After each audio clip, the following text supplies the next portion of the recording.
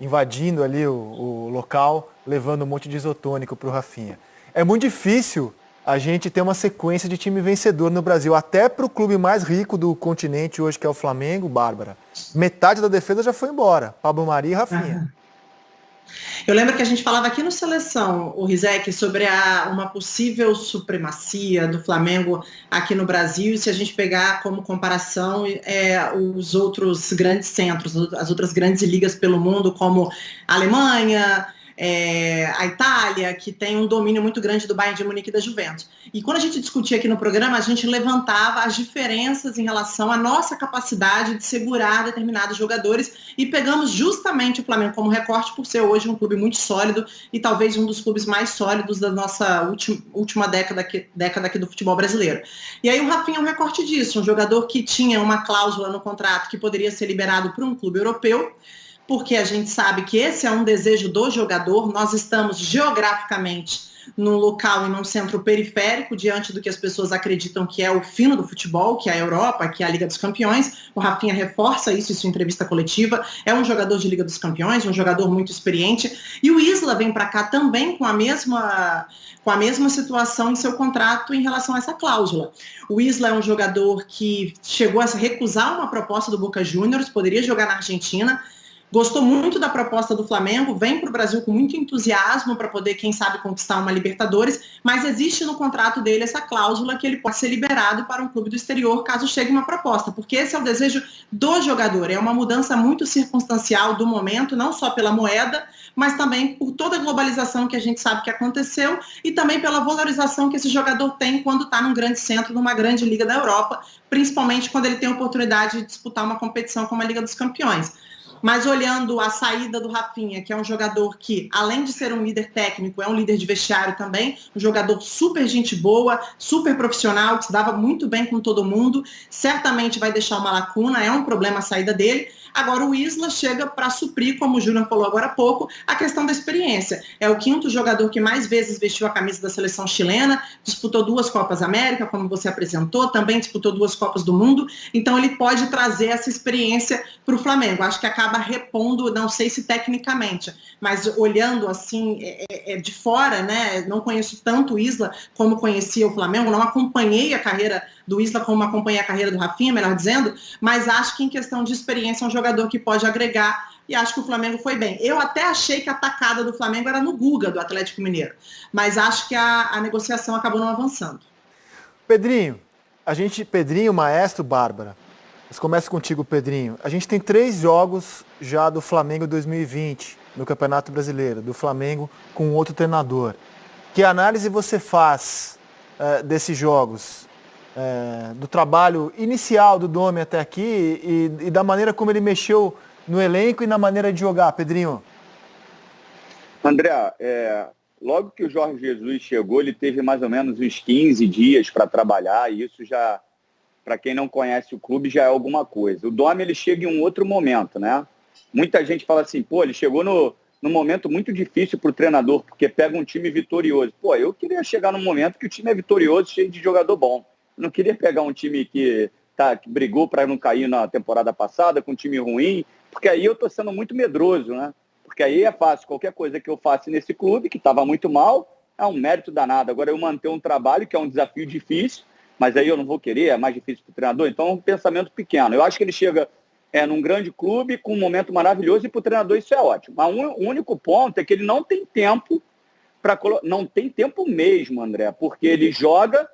E aí o Maestro sabe disso. Hoje a recuperação é em 48 horas. Muitas vezes eles fazem uma atividade leve no dia seguinte e 2 dias depois é que eles têm um repouso. E aí no outro dia já é a véspera do jogo. Então não tem como ele botar as ideias dele em prática. O que ele pode fazer num processo de recuperação, nesse pós-jogo, esse treino regenerativo, que antigamente a gente ficava dando umas corridinhas e depois banheira de gelo, a troca da corrida é por um movimento dentro do campo que ele possa imaginar. Eu acho que a resenha que ele teve com os jogadores foi justamente para... Os jogadores devem ter falado, não sei, não tem informação, não busco informação, feeling mesmo, é sensibilidade, porque esse último jogo do Flamengo foi muito mais próximo do que o Flamengo jogava com o Jorge Jesus do que algo diferente do Domi.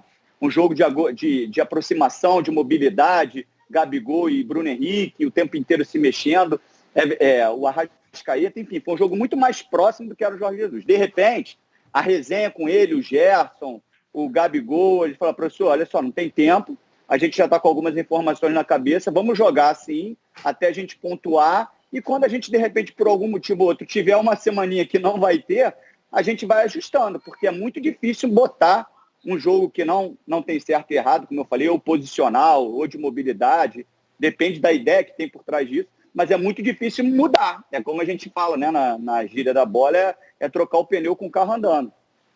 O Pedrinho, semana para treinar, meu caro, só quando o Flamengo estiver no Equador, que ele vai ter 2 partidas com intervalo de uma semana, por causa disso, inclusive, a CBF adiou o jogo que estava marcado para 20 de setembro contra o Goiás. E aí no Equador é que o Domi vai ter essa semaninha. Aqui, amigo, jogou com o Atlético no domingo, com o Atlético Goianiense na quarta-feira, com o Curitiba no sábado, e agora ele vai ter o maior intervalo de tempo entre um jogo e outro, né? De sábado para amanhã, quando ele encara o Grêmio do Renato. Fala. Então, ele jogou domingo, ele jogou quarta e jogou sábado. Aí, quinta, o regenerativo, ele pode fazer uma movimentação bem leve que não vai adiantar nada, mas é algo que ele pode acrescentar dentro do que ele pensa. Sexta é a recuperação das 48 horas do jogo, e no sábado ele jogou. Então, o treino dele é vídeo, falar com os caras, é isso que os caras não entenderam no primeiro momento. Ah, professor, o senhor está falando, mas a gente precisa de treino. Mas a forma que ele vai conseguir de treinar nesse momento é mostrando vídeo, falando.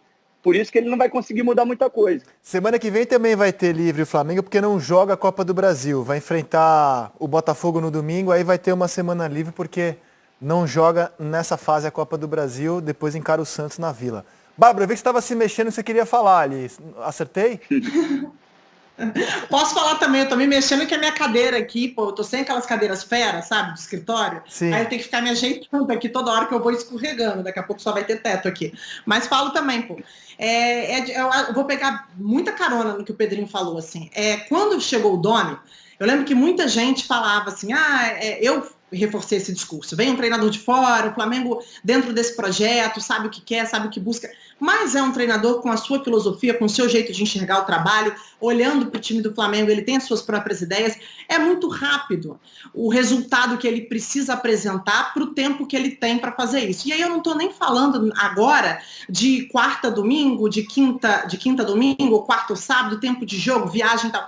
Eu estou falando até sobre a pressão que ele já sofre por ser um treinador do Flamengo, que já é um percurso diferente da grande maioria, porque o que o treinador do Flamengo, quando ele chega hoje, depois do trabalho do Jesus, como ele chega? Qual a expectativa sobre esse trabalho? É uma expectativa de ser campeão. A sensação que eu tenho, conversando com algumas pessoas, é que o Flamengo não pode entregar nada menos do que isso. Então, além de ele ser um cara novo, que tudo para ele ainda é diferente, ele tem que ter um determinado tempo para mostrar o que ele pode apresentar de trabalho novo, o que ele pode aproveitar o que foi feito pelo Jesus, ele ainda tem uma pressão muito grande em cima de um trabalho extremamente vitorioso e que existe uma expectativa muito grande em relação a ele. Então é tudo uma questão de referencial. O referencial hoje do torcedor do Flamengo é o Flamengo do ano passado. Parece que nada menos do que aquilo agrada. Maestro? Perfeito.